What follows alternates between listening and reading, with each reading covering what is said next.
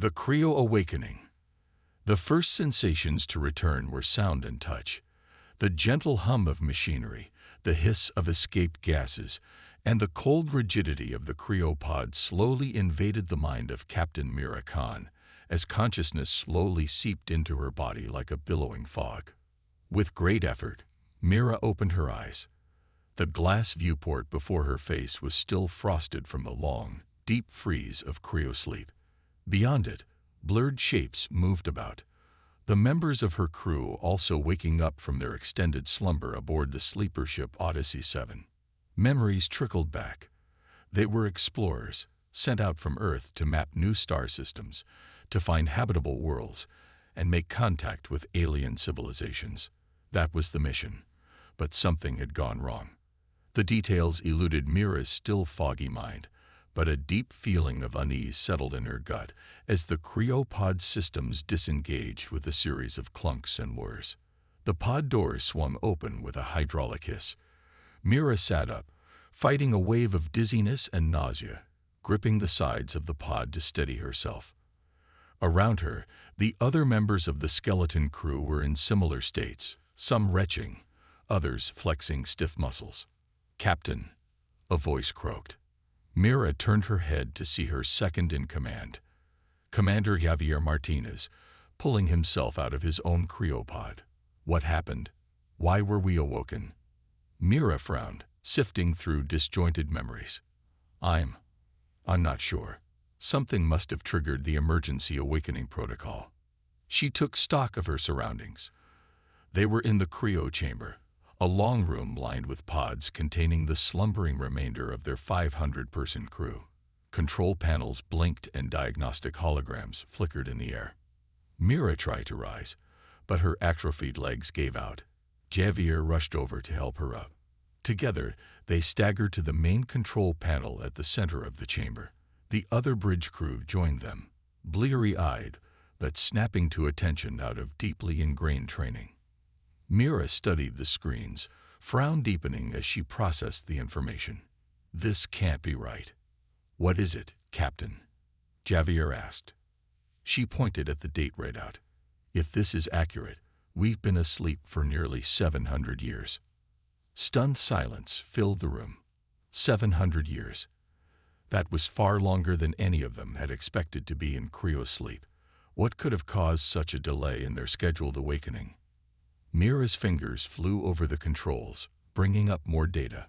Her brows climbed up her forehead as she took in the facts. We're not in the same star system we initially charted for our expedition.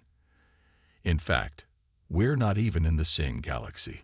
The ship's autopilot engaged at some point and jumped us to a new galaxy over 2 million light-years from the Milky Way. My God, Javier breathed. Why?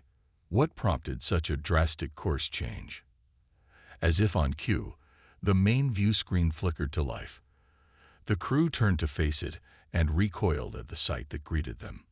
Mira felt as though an icy hand had reached into her chest and seized her heart. The black void of space filled the screen, but it was far from empty. Massive alien ships drifted among the stars, each easily dwarfing the Odyssey 7. Their angular, inorganic designs were completely unlike anything humans had previously encountered. Hulls made of some dark, reflective metal pulsed with sickly green lights. They almost resembled enormous, floating obsidian crystals. What really made Mira's blood run cold, though, were the focal points of the alien fleet. A cluster of planets hung in the void, each encased in a latticework of that same dark metal. Angry emerald lightning danced along the lattices, and at this distance, Mira couldn't be sure, but each planet looked dead and gray. Sensors indicate those planetary cages are draining all energy and resources from the worlds within. Science officer Yumi Nakamura reported in a hushed, horrified tone. Atmosphere, minerals, electromagnetic energy. It's all being sucked out to power those ships. They're not just ships, Mira realized with dawning terror and revulsion. They're parasites, an entire spacefaring species that spreads from system to system, ensnaring planets and draining them dry to fuel their own existence. As she spoke, Several of the angular craft began breaking away from the fleet, turning ponderously in the direction of Odyssey 7's position. They had been spotted. Even at this distance, Mira could feel the predatory intent radiating from those soulless technological monstrosities. She turned to her crew, spine straight and eyes blazing with defiant determination, even as the icy talons of fear gripped her heart. "Battle stations," she barked. "Arm the plasma cannons and charge the warp drive. We need to get out of here and warn any other inhabited systems." The crew leaped to follow her orders, fear and horror giving way to the comforting routine of training and duty. Mira watched the alien craft grow larger on the view screen, an implacable swarm coming to drain her ship and crew just like those poor imprisoned worlds. No, she vowed silently. The human spirit was not so easily broken. They would resist this terror, find allies to stand against it, discover some weakness to exploit. This parasitic empire had never faced the tenacity and sheer stubborn determination of the human race. Mira didn't know how, but she knew this in her bones. One way or another, the reign of these galactic locusts would end. Humanity would be the ones to ensure it, no matter how long it took or what sacrifices had to be made.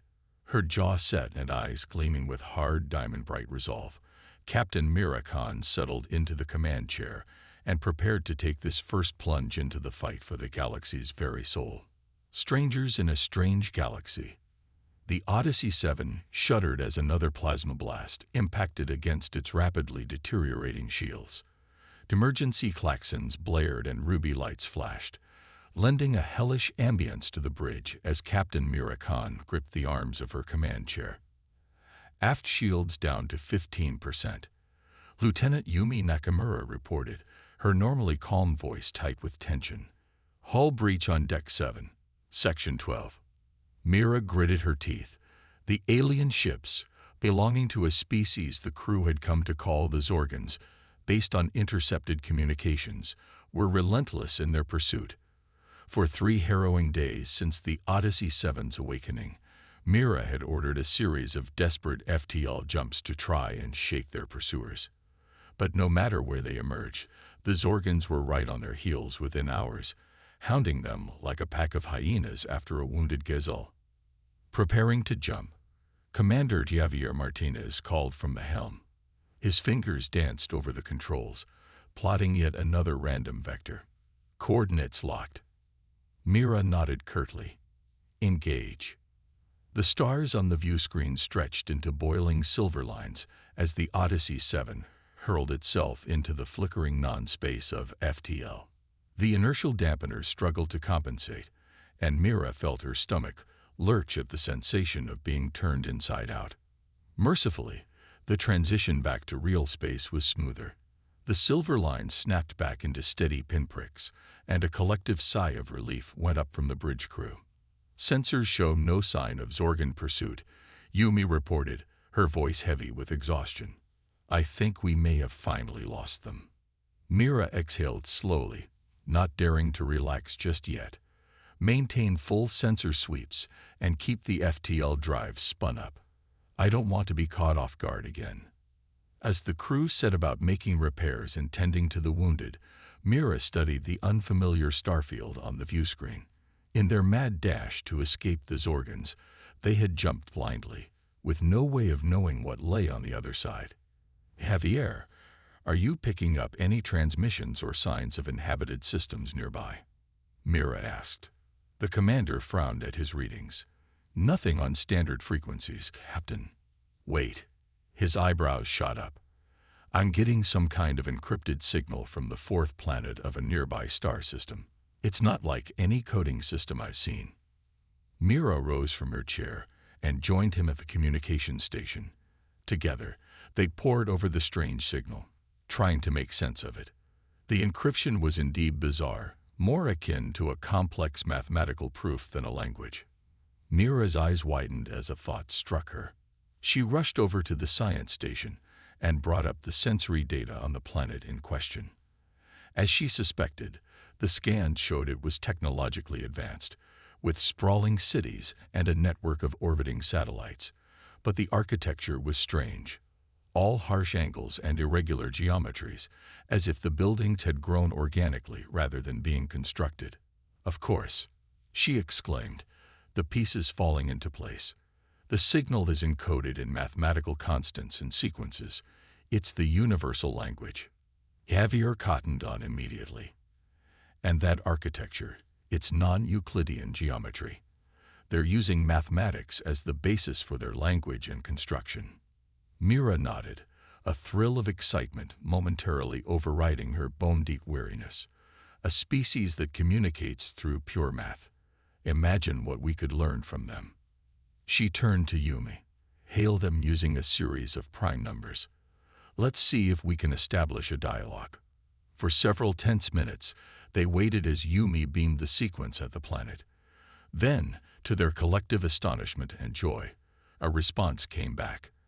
Another string of primes, elegant in its simplicity. Over the next several hours, using increasingly complex mathematical sequences, the crew of the Odyssey 7 engaged in a halting conversation with the alien species, whom they came to call the arithmetians. They learned that the arithmetians had also been victims of the Zorgans, their planet stripped of resources to fuel the insatiable hunger of those galactic parasites. "We are not warriors," the arithmetians conveyed. "Our strength lies in our minds, not our weapons. But we will share with you what we know of the Zorgans, in the hope that your species might succeed where we failed in opposing them." The information the arithmetians provided painted a chilling picture. The Zorgans, it seemed, were an ancient race, far older than humanity, or perhaps any other known species. They had long ago transcended biological existence, transferring their consciousnesses into vast crystalline matrices powered by the stolen energies of countless star systems.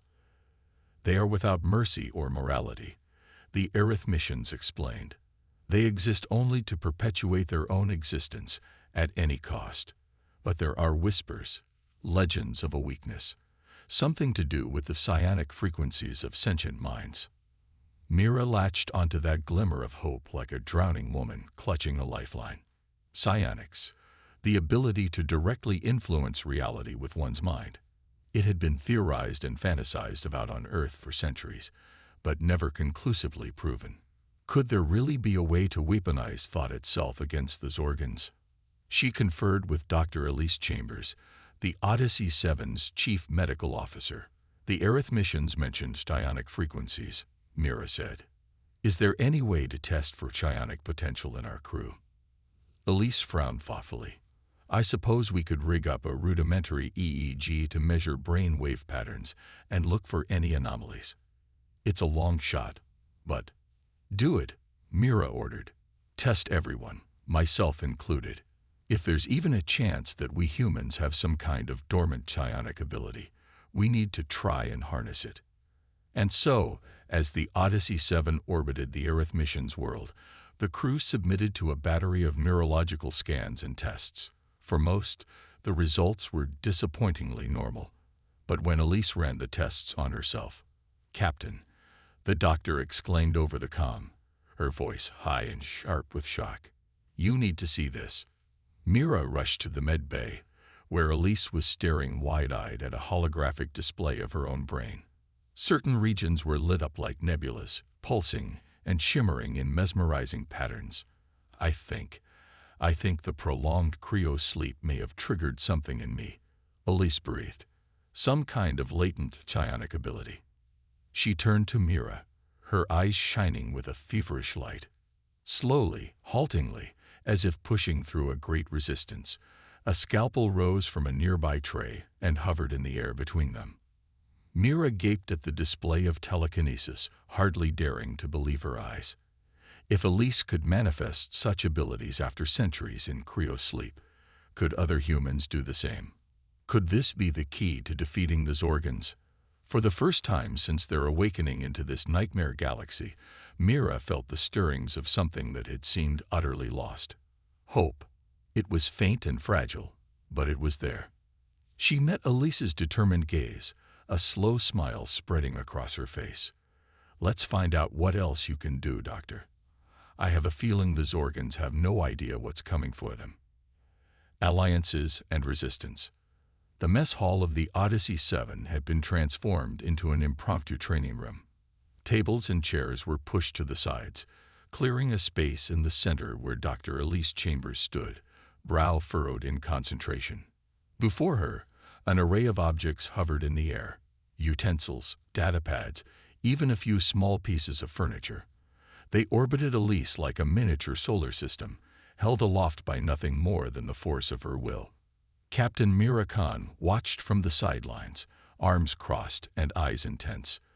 In the weeks since Elise's discovery of her psionic abilities, the doctor had been honing her skills tirelessly.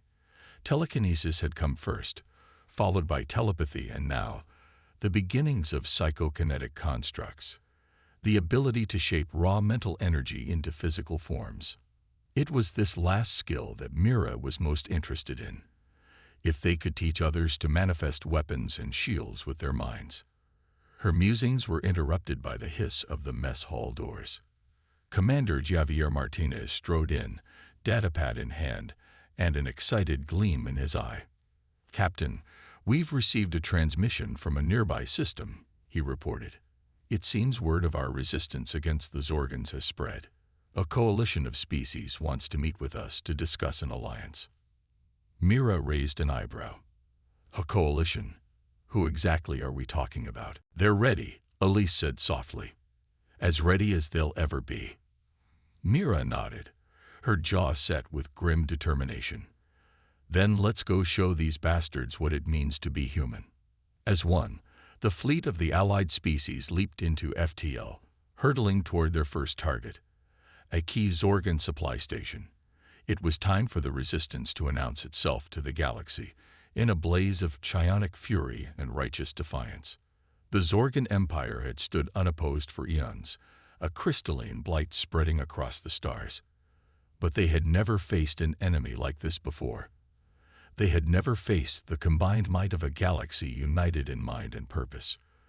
They had never faced humanity. And as Mira led her crew and their allies into battle, she knew one thing with diamond-hard certainty. The reign of the Zorgans ended today. The psionic infiltrator. The Zorgan supply station hung in space like a malevolent spider, its spindly docking arms reaching out to ensnare passing ships. It was a key hub in the crystalline empire's logistics network, responsible for processing and redistributing the resources pillaged from a dozen conquered worlds. And it was about to become the first major victory of the fledgling resistance. On the bridge of the Odyssey 7, Captain Mira Khan leaned forward in her command chair, eyes narrowed as she studied the holographic display of the station. Around her, the Allied fleet held position just outside of sensor range, a motley assortment of ships united by a common purpose. "All right, let's go over the plan one more time," Mira said, her voice tight with tension. "Elise, your team will infiltrate the station and sabotage its core systems. Once you give the signal, the fleet will engage and keep the Zorgans occupied while you make your escape." Dr. Elise Chambers nodded, the ethereal glow of her psionic aura casting her features in stark relief. "We'll get it done, Captain. The Zorgans won't know what hit them." Mira turned to Commander Javier Martinez, stationed at the tactical console. "Javier, I want you coordinating the fleet. Keep them focused on the station's defenses. We can't let them intercept Elise's team." "Aye, Captain," Javier replied, his fingers already dancing across the controls. Mira took a deep breath, feeling the weight of the moment settling on her shoulders. This was it, their first real strike against the Zorgans. If they succeeded here, it would prove that the crystalline tyrants were not invincible. It would light a spark of hope across the galaxy. "All right then," she said, her voice ringing with quiet authority. "Let's do this, and may fortune favor the bold." In the Odyssey 7's hangar bay, Elise and her hand-picked team of psionic operatives made their final preparations. There were representatives from all the allied species, Voshans, Kaladites, Grolthians, and more, each one gifted with unique mental abilities. But the core of the team was human, those crew members of the Odyssey 7 who had manifested psionic potential during their long Cryo-Sleep. They clustered around Elise, their auras mingling and pulsing in silent communication. "Remember your training," Elise said, her voice low and intense. "We strike hard and fast. Telekines, you're on point. Clear a path for the rest of us. Telepaths, keep us linked and alert for any Zorgan countermeasures. And psychokinetics," she smiled grimly, "wreak havoc." As one, the team stepped onto the waiting transport, a sleek, stealthy vessel designed for infiltration. The pilot, a Khaladite named Zashir, wrapped them in a telepathic cloak as they launched, rendering the ship all but invisible to sensors. They glided through space like a ghost, slipping past the station's outer defenses with ease. As they approached the hull, Elise reached out with her mind, feeling for the crystalline structure's weak points. There, a maintenance hatch, lightly guarded and easily breached. She focused her will, and with a screech of tearing metal, the hatch ripped free, exposing a dark tunnel into the station's depths. The team moved quickly, floating through the breach in a tight formation. The Telekines took the lead, using their powers to crush any Zorgan drones that tried to bar their path. The telepaths cast out their senses, alerting the group to approaching patrols and guiding them around the worst of the station's defenses. And Elise was a force of nature. Her psychokinetic constructs tore through bulkheads and barricades like they were made of paper, clearing the way for her team's inexorable advance. Zorgan warriors fell before her like wheat before a scythe, their crystalline forms shattering under the onslaught of her psionic might. Deeper and deeper they pushed into the station, following the pulsing conduits of stolen energy toward the central power core. They met resistance at every turn, but nothing could stand against the combined power of their honed psionic abilities. Finally, they burst into the cavernous chamber housing the core, a massive sphere of scintillating crystal that thrummed with the lifeblood of a dozen worlds. Elise could feel the psychic screams of the enslaved planets, their agony fueling the Zorgan's relentless expansion. "There," she said, pointing to a pulsing node at the core's base. "That's the primary control relay. If we destroy that, the whole station will go dark." The team took up positions, preparing for a final push, but as Elise gathered her power for the decisive strike, a sudden, searing pain lanced through her mind. She staggered, crying out in shock and agony. The Zorgans had a psychic of their own, a monstrous presence that dwarfed anything Elise had ever encountered. It bore down on her like a tidal wave of jagged glass, threatening to overwhelm her defenses and crush her mind to pulp. Through the haze of pain, Elise dimly heard the shouts of her teammates, saw them falling one by one as the Zorgan Cheyenne turned its attention to them. She knew she had only moments before they were completely overwhelmed. With a last, desperate surge of effort, Elise gathered every scrap of her power and hurled it at the control node. The psychokinetic lance struck true, piercing the node's shimmering surface and sending cracks spiderwebbing across its structure.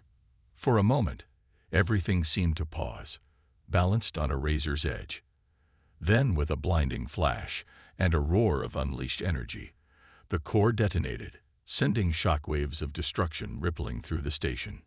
Elise had a moment of triumph, of grim satisfaction at the blow they had struck against the Zorgan Empire. Then the psychic backlash of the core's destruction hit her like a hammer, and everything went black. She awoke to chaos, alarms blaring and emergency lights painting the chamber in lurid shades of red. Most of her team lay stunned or unconscious around her, the Zorgan Shin's attack having taken a heavy toll. But they were alive, and as Elise staggered to her feet, leaning heavily on a conjured staff, she saw that their mission had been a success. The station was dark and lifeless, its stolen energy dissipated back into the void. "Come on," she rasped, rallying her battered team. "Let's get out of here before the whole place comes down around our ears." They limped and crawled back to their insertion point, supporting each other with what little strength they had left.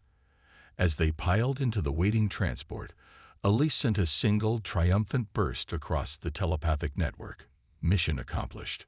On the bridge of the Odyssey 7, Mira sagged back in her chair as Alyssa's message came through, relief and elation warring on her face. They had done it. The first blow had been struck.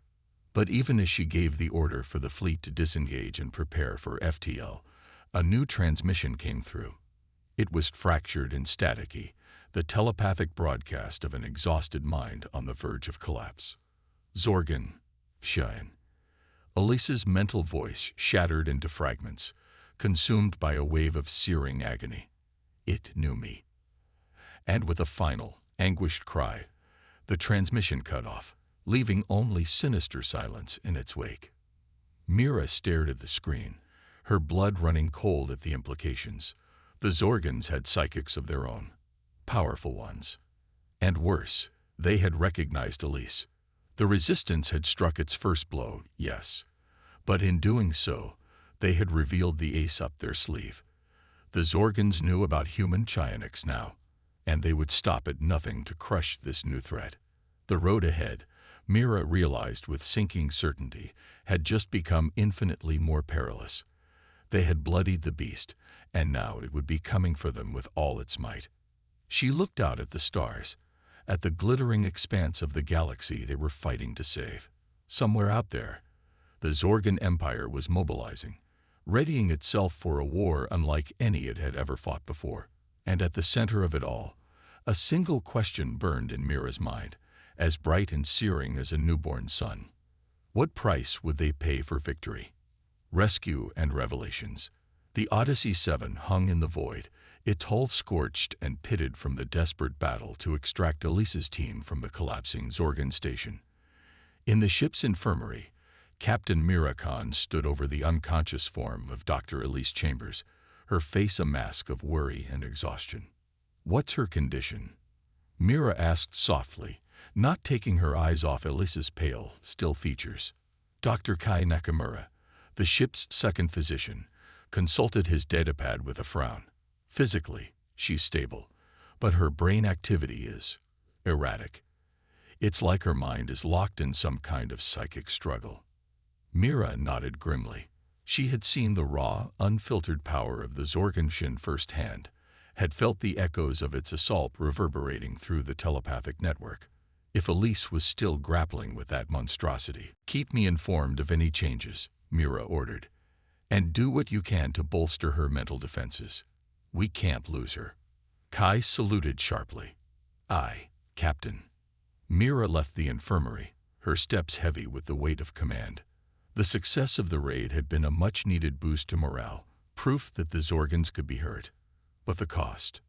She shook her head, banishing the dark thoughts. They had known the risks going in, and Elise had made her choice, had volunteered for the mission knowing full well what it might entail. "Captain."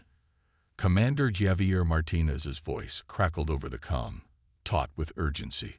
"We've got a situation up here. You're going to want to see this." Mira quickened her pace, a sense of foreboding coiling in her gut. When she arrived on the bridge, Javier was hunched over the sensor station, his face bathed in the sickly glow of the redouts. "What is it?" Mira demanded, already dreading the answer. Javier looked up, his expression grim. "Long-range sensors have picked up a Zorgan fleet massing at the edge of the system. And Captain, it's being led by a dreadnought." Mira felt her blood run cold. Zorgan dreadnoughts were the stuff of nightmares, vast crystalline juggernauts bristling with world-shattering weaponry. In all the history of the Resistance, not one had ever been seen outside the core systems of the Empire. Until now. "They're coming for Elise," Mira said with sinking certainty. That Shin must have marked her somehow, some kind of psychic beacon. Javier nodded grimly. "That was my assessment as well. We have to assume they'll be able to track her wherever we go." Mira clenched her fists, feeling the weight of impossible choices bearing down on her. If the Zorgans got their hands on Elise, on the secrets locked in her genome and her mind.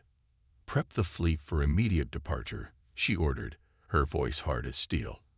"And have Elise transferred to the most heavily shielded stasis pod we have. We're getting her out of here."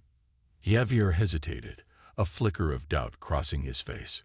"With respect, Captain, Even our best stasis technology may not be enough to block a psychic trace. As long as Elise is on board, we're a target. Mira met his gaze, her eyes blazing with fierce determination. I'm not abandoning her, Javier. Not now, not ever. We'll just have to be smarter and faster than the Zorgans. A ghost of a smile touched Javier's lips. Aye, Captain. I'll make the preparations myself. As the Odyssey 7 and its battered escort fleet limped away from the system, staying just ahead of the relentless Zorgan pursuit, Mira found herself once again at Alyssa's bedside. The doctor had been transferred to a sealed stasis chamber, her vital signs stable but her mind still locked in that strange, silent battle. You keep fighting, you hear me? Mira whispered, laying a hand on the cool, smooth surface of the pod. We need you, Elise. I need you. You're the best hope this galaxy has. There was no response, of course. But as Mira turned to leave, she could have sworn she felt something.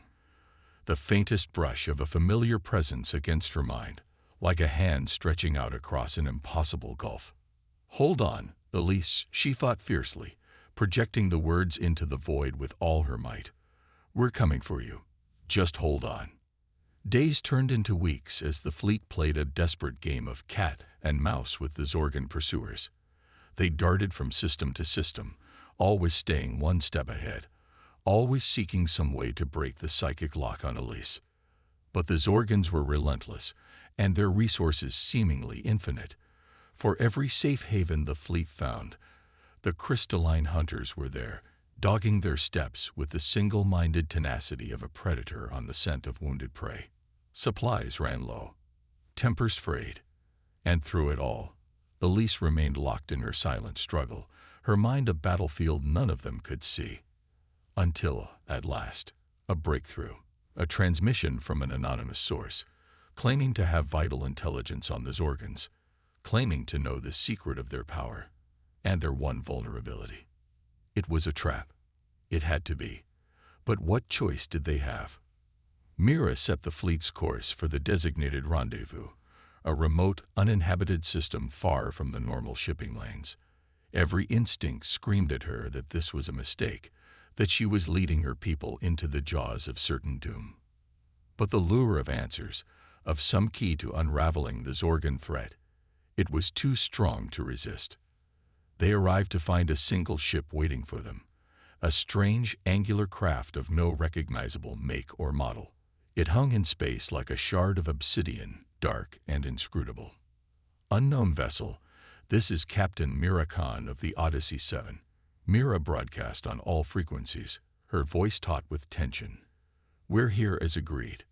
Identify yourself. For a long, breathless moment, there was nothing. Then a voice came over the comm, a voice that sent chills down Mira's spine. It was human, but not.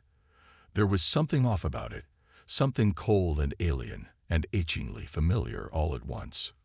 Hello, Captain Khan, the voice said, and the view screen flickered to life. Mira found herself staring into a face out of history, a face she had seen 1,000 times in holos and history books. It was her own face, or rather, the face of her distant ancestor, Admiral Elena Khan, the legendary hero who had led the first human expedition beyond the solar system centuries ago. The woman who had disappeared without a trace, along with her entire fleet, on the far side of the galactic core. Surprised to see me? The thing wearing Elena Khan's face asked, a cold, cruel smile playing about its lips. You shouldn't be. After all, you and I share the same blood, the same potential. Mira shook her head, trying to deny the evidence of her own eyes. You can't be Elena Khan. She died centuries ago. This is impossible. Impossible. Elena laughed, a sound like shattering glass. Oh, my dear descendant, you have no idea what's possible. Not yet, but you will. She leaned forward, her eyes glittering with a mad, fevered light. I have seen the truth, Mira, the truth of the Zorgans, of their power, and I have embraced it, as will you. Mira recoiled, horror and revulsion twisting in her gut. "You're insane. I'll never join the Zorgans. I'll die first." Elena shook her head, almost pityingly. "You still don't understand. The Zorgans aren't the enemy, Mira. They're the future. Our future. The future of all sentient life." She spread her hands, and Mira saw with sickening clarity the crystalline implants lacing her fingers, her arms, her entire body. "They showed me the way, Mira. The way to true power, true immortality. And now, I'm going to show you." Mira opened her mouth to protest, to scream defiance. But the words died in her throat, because in that moment, she felt a presence brush against her mind, a presence she knew as intimately as her own heartbeat. The lace, she thought, hope and dread warring in her chest. "Oh God, Elise, what have you done?" And then the world exploded in a maelstrom of shattering crystal and screaming void, and Mira knew nothing but darkness. The end.